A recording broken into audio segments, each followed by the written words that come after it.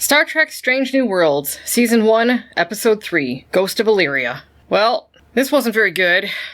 Watching this episode felt like been there, done that in previous Trek and other science fiction series. Yeah. Well, I will quickly go through a synopsis of what happened in this episode, which shouldn't take longer than just a few minutes because there really wasn't much of a story here. They were visiting an abandoned Illyrian colony. There was an ion storm coming, so they were beaming the crew off the colony, and Spock was off doing something else, so Pike went to get him. So when everyone else got beamed up, Pike and Spock were stuck down on the colony. So the people up on the Enterprise, apparently they brought some sort of virus with them that made them crave the sun and heat. So everybody on the ship pretty much got infected, except for number 1. Turns out she's actually an Illyrian with a genetically modified immune system that immediately burned off the virus. Nurse Chapel comes up with a cure and cures everybody. Meanwhile, down on the planet, Pike and Spock, the ion storm is coming for them, but then these energy creatures come out of the ion storm and protect them and save their lives. And that's it. That was the whole friggin' story. I mean, there was some interpersonal stuff in between, like, turns out Dr. M'Benga, he wouldn't allow them to upgrade his biofilters when they were in space dock because he was hiding his terminally ill daughter in the buffer. I guess to make sure that we're clear, so the biofilters on the medical transporter in sickbay is what he refused to have them upgrade so that he could keep his daughter in the pattern buffer, basically essentially freezing her until a cure could be found. Yeah, it's like a perpetual stasis. I mean, every so often he would, bring her out so that her pattern wouldn't get degraded, but he was doing that in perpetuity till they could find a cure. And he was hiding this, and he almost got everybody on the ship killed because of it. But that's okay. Number 1's gonna be like, that's fine. In fact, I'm gonna give you a dedicated energy source so that you can store her indefinitely. No problem. And I guess I don't understand, and I might have a misunderstanding of, granted this is fake technology, but how can he store his daughter in the pattern buffer and then still use the medical transporter? Because they did use the medical transporter previously in the series. I mean, maybe there's a way to do that, but I always assumed that the way the pattern buffer worked is, it had just enough memory to hold what you were transporting, and that was it. So, yeah. I mean, if she's taking up all this power and I assume memory, how do they use the medical? I mean, not that they shouldn't even have this medical transporter anyway on this supposed pre-Kirk Enterprise, but if we just go with the flow and say, sure, how can they even use the transporter then?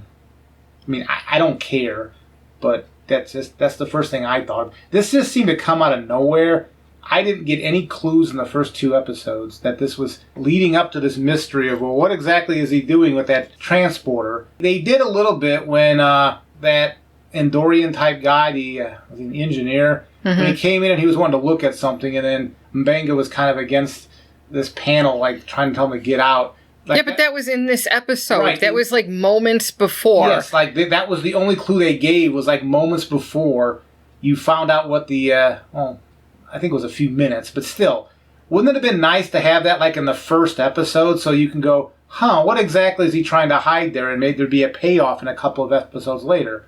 I don't remember any clues about him at all. In fact, I don't even know what he does. I mean, I know he's supposed to be the doctor, but it seems like Nurse Chapel does all the work.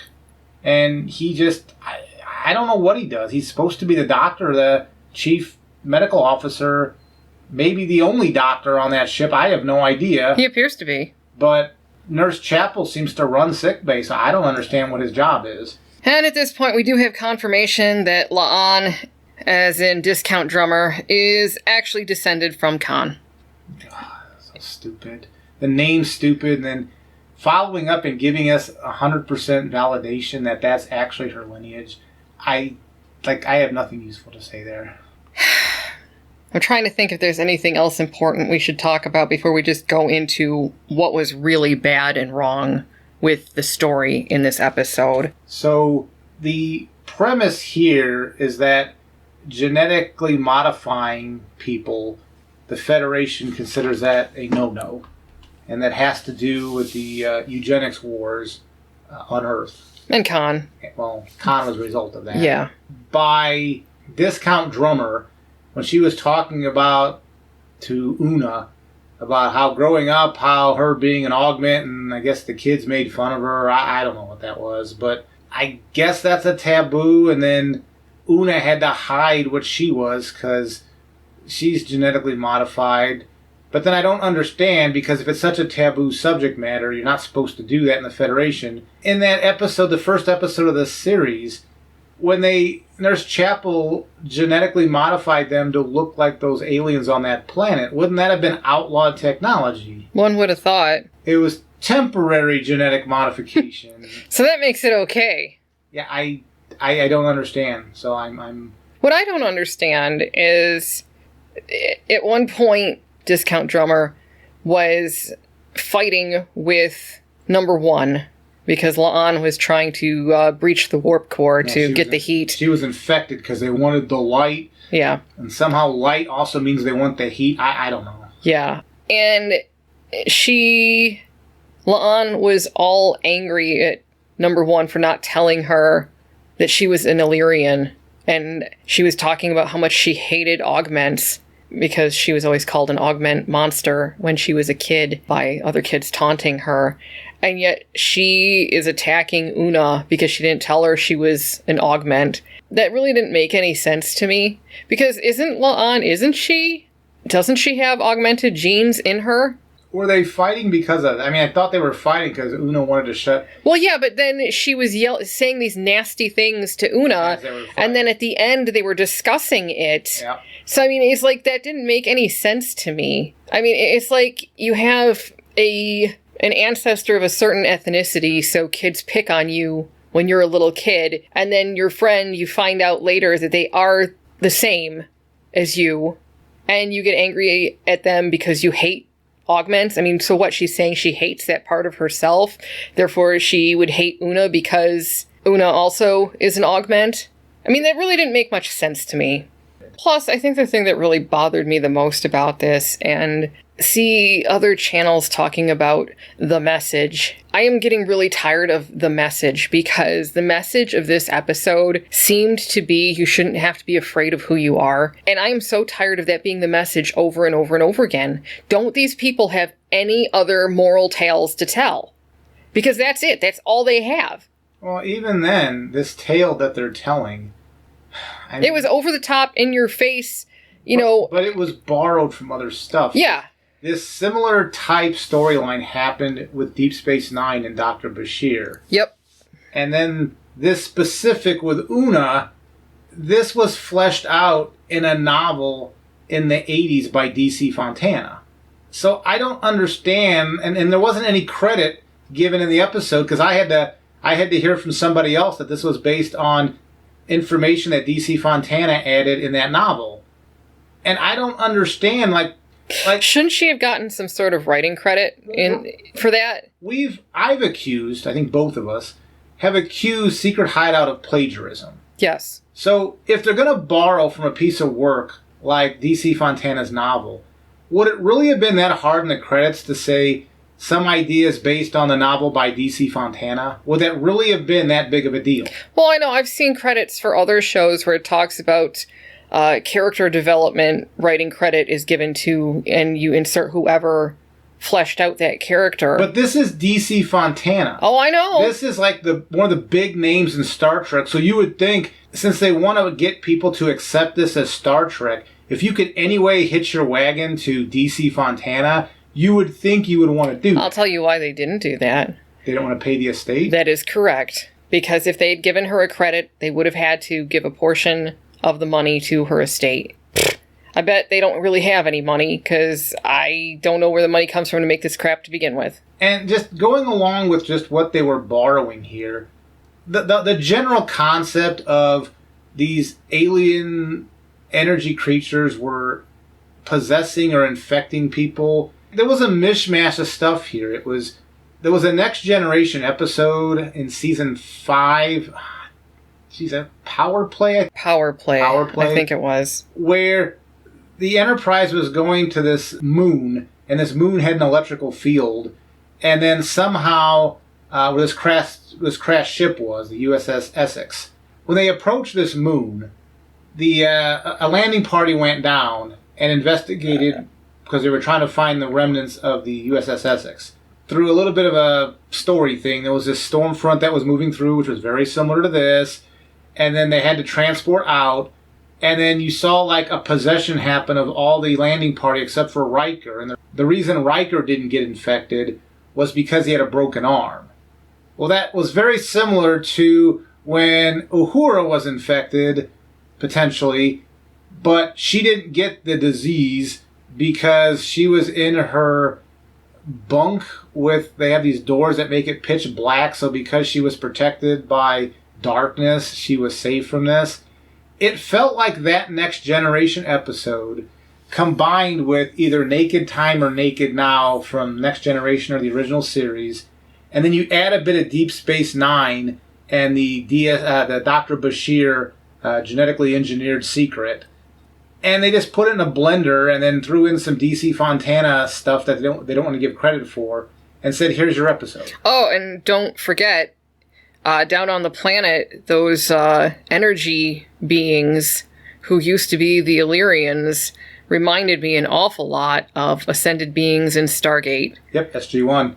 So the Ascended Ancients, it reminded us we were sitting there going, and they never explained what those things were, so we made the assumption that we were using our Stargate, SG-1, and Atlantis knowledge and said they must have genetically engineered themselves so completely that they ascended to an energy form. But they never said that. We had to use Stargate knowledge to come up with what probably happened there.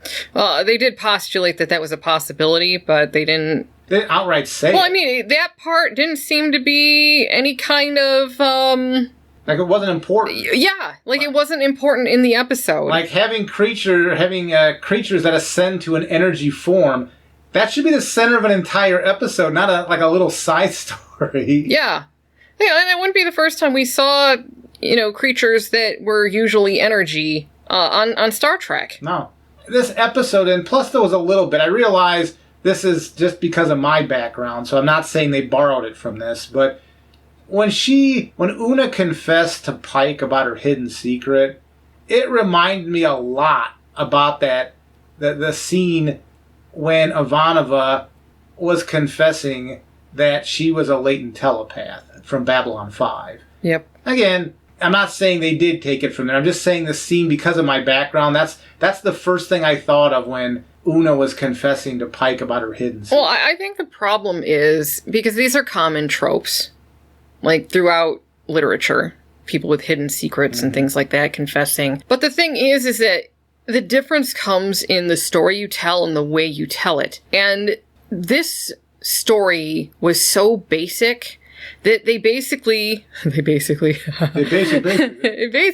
was so basic that what they did was using the playbook, and they forgot to build anything else onto it.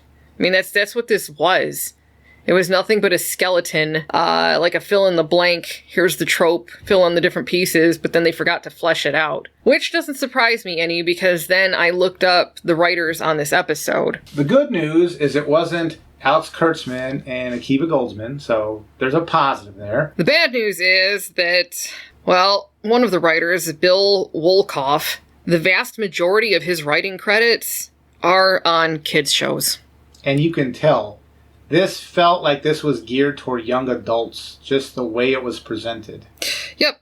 And the other writer on this, Akilah Cooper, a lot of her writing credits were on kids' shows too. However, she did seem to have at least some story editing credits for shows that would be considered more on the horror side of things. And as we all know, horror and science fiction often get lumped together, even though I find that to be wrong. Well, this episode was trying the setup, because what happened is they turned the lights off on the ship because they didn't want the light to, I guess, feed the infection.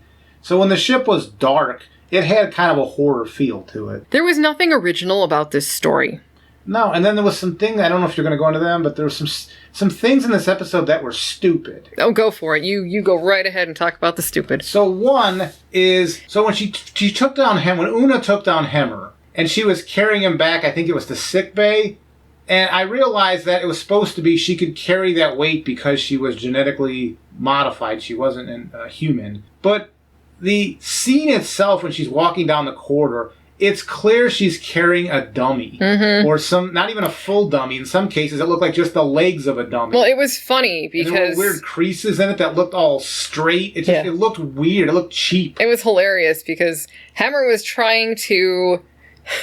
he was in the transporter room trying to beam up part of the planet's mantle because it would be super hot, and he would be apparently enjoying that quite a bit because he was infected. And when Una picked him up off the floor after she'd shot him, you could tell that it was a stunt double, that it wasn't her. And yeah, then the dummy was so cheap. Yeah. Where is all the money going for this show? I mean, CGI it must be, because when it comes to the practical effects like that, what did they do? Go down to the Goodwill and buy some clothes and stuff it with stuffing, and there's your dummy? I mean, it looked bad. It just looked like it was either a dummy, but it looked like it was not the whole body dummy. Like it was a torso. I guess when she was walking, you kind of saw something red behind her, but the way he bent on her shoulder, there was like this hard crease in one of the shots, and it looked really cheap. It looked like that's a dummy she's carrying. Well, plus it looked to me like his knees, like he didn't have real legs, like he was a floppy ragdoll kind of thing, because it didn't look right. Like if you're carrying somebody, their knees don't bend that way, because your knees don't bend that way. It looked so bad. And then the second thing, and this goes back to that first episode where they had, in the first episode, Strange New Worlds, the very original first episode name, where they had that fight with those aliens in the hallway, and it was all shaky cam and dark corridor, and oh God, the choreography was not so good. Yeah. When Una was fighting Discount Drummer, that was not, it was slightly better than that first episode choreography, but it still wasn't very good. Yeah. Again, this is just the background that I have. But when Discount Drummer was staring at, I guess, the warp core, because she was wanting to, I don't know, shut off the containment field so she could absorb the energy. I think that's what she was doing. It reminded me of that scene from The Expanse when Real Drummer was on the Medina and she was staring out as she was contemplating, I guess, retirement. In Strange New Worlds' case, background of where she was staring often was yellow, and with The Expanse it was blue. But since I already have a problem with this character looking like Drummer, that bothered me. And then a couple of times she was walking, and she was walking with her hands behind her back, and she was walking very stiff. And if anybody who's seen The Expanse knows how Drummer walks around, especially when she's on the command deck, that's exactly how she walks. So they have got to change her appearance. She looks too much like Drummer, and they're making her characteristics physically are coming across like they're ripping off, like this is a fan film of Kamina Drummer. They've got to stop with that. Well, speaking of fan films, their uniforms fit about as well as what I see in most fan films as well. Una's in particular, I mean, there were some scenes where it was fitting her oddly, or like around the chest and stuff. Well, it was bad. If you look at all of the characters, you'll see that a lot of them, like the sleeves don't fit right. They're kind of bunchy looking. That shouldn't be like that. They should be fitted better. Like, what is going on with the costume people on this show? Yeah, because on some of the, I don't want to say cheaper fan films, because since they're all free, calling them cheaper isn't necessarily helpful. But we'll just call them fan films who have lower budgets. Yeah, limited production people to help. A lot of times they skimp on the uniforms, so you'll notice the uniforms don't quite fit right. And that's what this looked like in some scenes. Yeah. And I don't understand that for a big budget production like this. Why are they cheaping out like this? I don't know. I really don't know. And finally, somebody else pointed this out, but Spock and Pike were on the planet, and occasionally you visited them when they were messing around down there, but they essentially didn't have much to do with the plot at all. In fact, when the door down there opened up or collapsed, and the storm was coming in, and those energy creatures had to save them. Pike and Spock did nothing useful, except I think at the very end, was what Spock found, was that the cure for whatever this was? Or is that just something that Nurse Chapel came up. Nurse Chapel, even though she behaves like Dr. Chapel. Yeah, because there was some weird, and I don't even understand what the hell she was talking about, that apparently she synthesized this stuff from Discount Drummer, because there was some sort of chimeric something other bullshit. Yeah, they couldn't do it with Una, because only if... I think Dr. Mbenga said this, only if they were around right after she got infected, because her immunity system just kind of killed it off too quickly, and there were nothing useful antibodies-wise to stop, to do anything with. But then somehow Drummer, they were able to do something with her. I don't know. It didn't make any sense to me, but I didn't care enough to back it up and try to listen again. I mean, I'm sure somebody who paid more attention can maybe come up with a reasoning here, but... Whatever it was just going to be stupid anyway, so yeah. I don't care. This was a boring episode. This was not that last week's was a great step forward, but it was a step forward. This was a regression. This was boring. I regretted watching this episode. As you can tell, I have nothing positive to say about this episode. As I said, at least looking at the writing staff now, I can see what their resume says as far as what their writing credits have been in the past, and the vast majority of what they've done is kids' shows. Maybe that's because you have Prodigy, which is aimed toward kids. Mm-hmm. Lower Decks, I think, is aimed toward maybe teenagers. Yeah, college, I would say early so. college. Mm-hmm. But it doesn't seem like they're aiming any Star Trek at adults anymore. Actual adults. Because you go back to Picard, and especially Discovery. Discovery, once they got rid of the gouging out eyeballs and baby heads and whatever else they're doing, they decided they were going to gear that toward a younger audience, because the stories and the way that people interact, it's like high school, middle school interaction. And Picard is just massively stupid. I don't even know if that's geared toward kids. It's just stupid. And this just seems like this is being aimed at young adults. Somewhere, early teens is what, maybe from like 12 to 17 maybe. That's probably pushing the age. But that's the complexity of the stories they're telling, is what you would expect somebody from 12 to 16, 17 to understand. There's nothing wrong with that. I mean, if this is just a young adult Star Trek, so be it.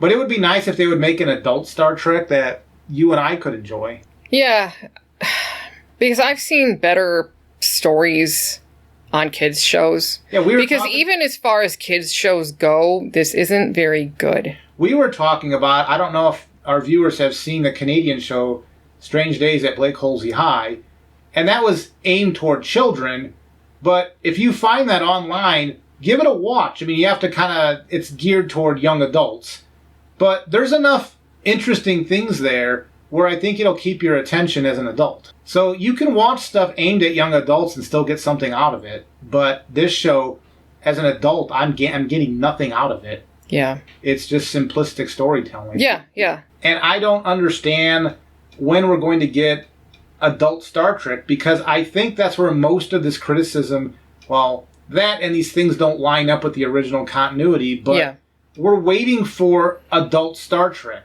Star Trek meant for mid-college on age group. We're waiting for that, where despite what these people think who are making this, the intellect that they're dealing with, if they're going to be dealing with adults who want to watch this show, are at least equal to their own, if not greater, because as people have pointed out, a lot of people who watched the original series and the Next Generation, they grew up to be engineers and doctors. So you shouldn't be talking down to these people.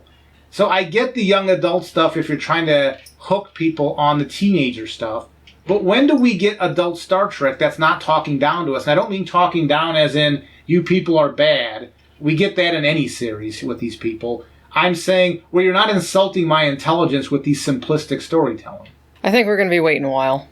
I don't think Secret Hideout is capable of making... No. They're not capable of making a story that a future engineer or doctor would want to watch while they're in college. I would say that, what is this? This is their third live-action show. They've made 2 animated shows.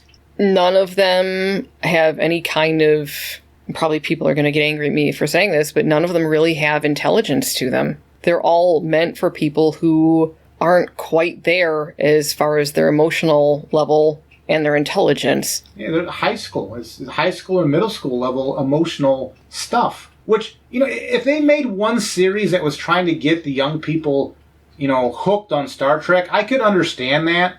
But all of their shows are geared for this age group.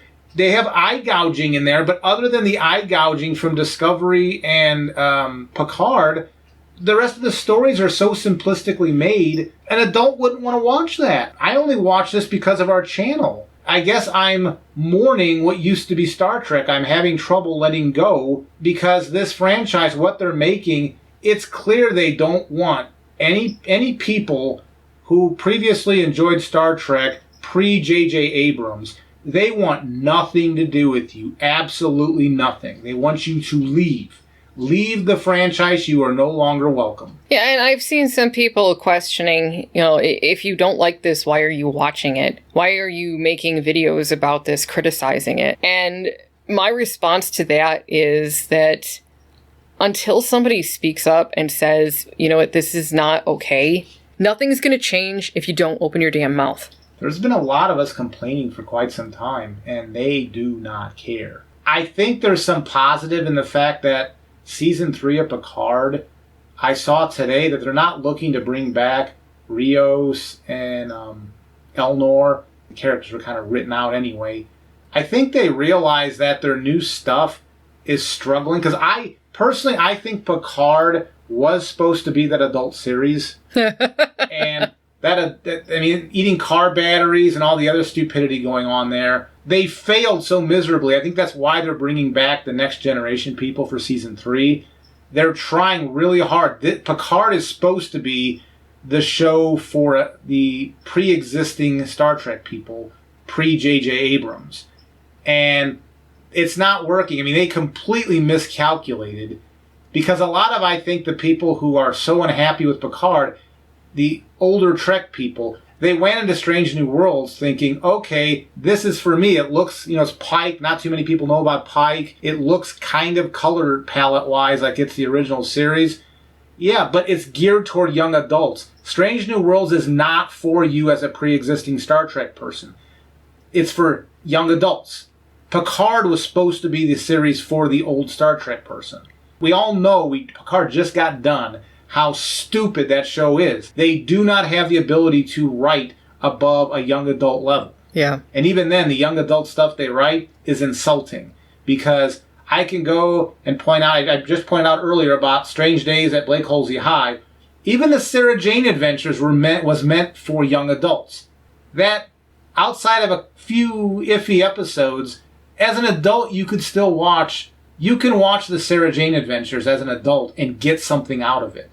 Strange New Worlds, this episode I got nothing out of except I lost like 45 minutes of my time. Yeah, my recommendation would be don't watch this.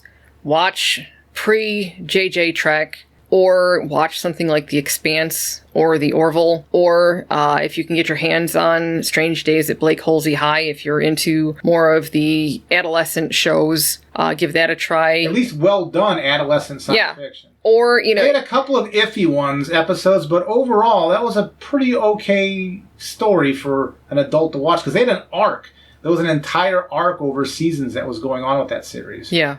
Or if you are just there for the moral stories, I love My Little Pony Friendship is Magic. I don't know if any of our listeners out there are bronies, but you get much better, higher thinking stories from My Little Pony Friendship is Magic than you do from JJ Trek. You just do. And Discord as Q, or Q as Discord, is better than what we saw in Picard. I'm not as big of a fan as that show as you are, but I've watched a few with you, and I can do 3 episodes or so, and I'm not insulted. Yeah. So. Yeah, it doesn't insult your intelligence. No. It doesn't.